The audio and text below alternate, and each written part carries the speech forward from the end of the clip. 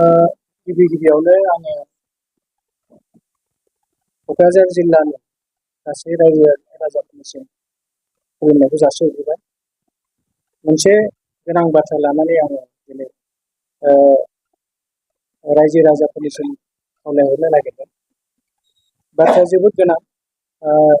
As a whole BTC बड'लेण्डनि इन्टारेस्टआव बेखिनिखौ रायजो राजाफ्रा हेफाजाब होगोन होननानै आं मिजिंथिदों। बाथ्राया जाहैबाय दा आजिखालि मा जायो, गारि रेजिस्ट्रेसनखौ जेरावबो खालामनो हायो, माने डिलाराव जायो नालाय, डिलारखौ रेजिस्ट्रेसन जायो। दा क'क्राझार जिल्ला हिसाबै बेवहाय डिलार होनोब्ला खालि गारि फिसा फिसा माने 2 व्हिलारनिल' डिलार दं, ओमफ्राय इ रिक्सानि कयथा डिलार दं, खिन्थु 4 व्हिलार बा बेफोरबायदि दाम गोसा गारिनि डिलारफ्रा गासिबो बाहेरायाव जोब। बेनिखायनो खिन्थु नायनो थाङोब्ला क'क्राझार जिल्लायावथ' बिराद मानसिफ्रा माने गोदान गोदान गारिखौ बायबाय थायो। बे बिराद मोजां खोथा, जों मोजां हामलायो बिथांमोननिसिम। दा बाथ्राया जाहैबाय गारि बायनाय समावहाय क'क्राझार नाम्बार लायोब्ला बे गारिनि एगेन्स्टै जिखिनि रेजिस्ट्रेसन फिस होगोन, बे फिसआ माने बिटिसिआव फैयो। बेखौसो मिथिनो गोनां बाथ्रा। हमनानै ला, जोंनि क'क्राझार जिल्लानि डिस्ट्रिक्ट क'डआ जाहैबाय A16, ओमफ्राय थिग बेबायदिनो आलदा आलदा डिस्ट्रिक्टआव आलदा आलदा क'ड थायो। बङाइगावना S14, चिरांना S27, बेफोरबायदिनो आलदा आलदा जोब।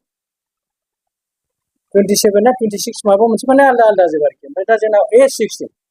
दा माने आसामनि जिखुनु जायगायाव गारि बायोब्ला, हमनानै ला क'क्राझारनि सासे मानसिया डिब्रुगड़आव बायबाय आरोखि, अब्लाबो क'क्राझारनि नाम्बार लानो हायो।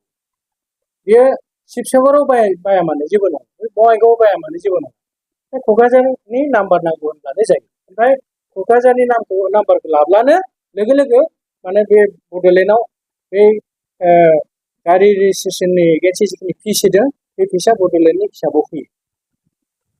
ओमफ्राय बेवहाय मोनसे मा जायो जे जोंनि मानसिफ्रा माने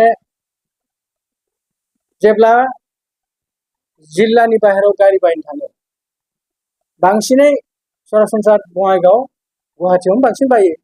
दा बे गुवाहाटि, बङाइगाव बा बेफोरबायदिनो आलदा डिस्ट्रिक्टनि गिदिर गिदिर डिलारफ्रा मा खालामो, गारि बायग्राफोरखौ बायदिसिना खोथा बुंनानै माने गावसिनि डिस्ट्रिक्टनि नाम्बार लाहोयो। आरो गावसिनि डिस्ट्रिक्टनि नाम्बार लाहोनाय लोगो लोगो बै रेजिस्ट्रेसन फिसा खिन्थु बै डिस्ट्रिक्टआसो मोनो, क'क्राझारा मोना बा बड'लेण्डआ मोना। दा बेखायनो आङो खावलायनो नागिरदों, जोंनि क'क्राझार जिल्लानि जेसेबांखि गारि बायग्रा बिथांमोन दं, बिथांमोना गारि बायोब्ला डिलाराव सिदा सिदि होन जे आंनो क'क्राझार डिस्ट्रिक्टनि नाम्बार नांगौ, बिदि होनबानो बै डिलारा होखानांगौ। आरो सोरबा जुदि बायदिसिना बाहाना खालामनानै होनो हाया, माबा माबि सुबिदा दङ, जुदि बिदि होनोब्ला जों जोंनि बे अफिसाव डाइरेक्ट कन्टेक्ट खालामोब्ला जों बेखौ माने सिदायै माने थोंजोङै जों बेखौ माने हेल्प होगोन। बिनि थाखाय आं मोनसे नाम्बार होनो नागिरदों। बे नाम्बाराव फन खालामहरबानो जों डिलारखौ होनहरगोन जे नोंथाङा मानो खालामाखै। मानो होनबा रुलावनो दंखायो जे जाय जिल्लानि मानसिया गावनि गोसोबायदि नाम्बार बिदों बेखौ होनांगौ। ओमफ्राय सेन्ट्रेल मटर भेहिकल रुलनि सेक्सन 42 बायदियैबो बेहायबो लिरनाय दं जे जायनि एड्रेसा जेराव बेहाय माने गारि नाम्बारखौ लानांगौ होननाय मोनसे माबा दङ। दा बेफोरबायदि रुल थानायनि उनावहाय आरो जेराव सिस्टेमावनो होखाबाय जे गावबा गाव डिस्ट्रिक्टआव माने जेरावखि बाया मानो नाम्बार लानो हायो, बे सुबिदाखौ होनायनि उनावहाय जोङो माने मालाय डिस्ट्रिक्टनि नाम्बार लानांगौ होननानै जों साना। जों खावलायदों बिथांमोना अननानै क'क्राझार जिल्लानि नाम्बारखौनो लाथों। आरो क'क्राझारनि आं गले गले बुंगासिनो दं, जेरावखि बाया, बे गुवाहाटियावनो बाय, बङाइगावआवनो बाय, तिनसुकियाव बाय, शिबसागराव बाय, जेरावखि बाया मानो क'क्राझार नाम्बार लाबाय होनबाथाय बे रेजिस्ट्रेसन फिसआ बिटिसिआव माने हिसाबाव फैगोन आरोखि, फैयो। आं बेखौनो खावलायदों।